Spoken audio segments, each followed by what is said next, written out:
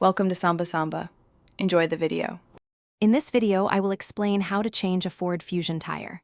First, prioritize safety by parking your vehicle on a level, stable surface, well away from moving traffic.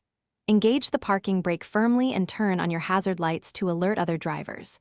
Next, gather all necessary tools: your spare tire, the vehicle's jack, and the lug wrench. These are typically found in the trunk of your Ford Fusion, often beneath the floor mat. Now, before lifting the car, use your lug wrench to loosen the lug nuts on the flat tire. Turn the wrench counterclockwise about 1/2 turn for each nut. Do not remove them completely yet. Once the nuts are slightly loose, position the jack under the designated jacking point on your Ford Fusion's frame, usually indicated in your owner's manual. Carefully raise the vehicle until the flat tire is about 6 inches or 15 centimeters off the ground.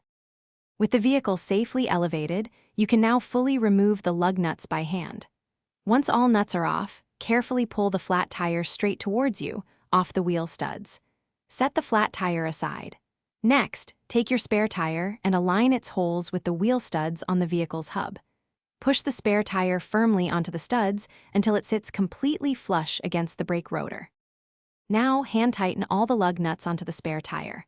Once they are snug, carefully lower your Ford Fusion completely to the ground using the jack. With the car on the ground, use the lug wrench to fully tighten the lug nuts in a star pattern. This ensures even pressure. Finally, stow all your tools and the flat tire. Remember, spare tires are for temporary use, so get your original tire repaired or replaced as soon as possible. Thanks for watching. Consider subscribing if we helped you.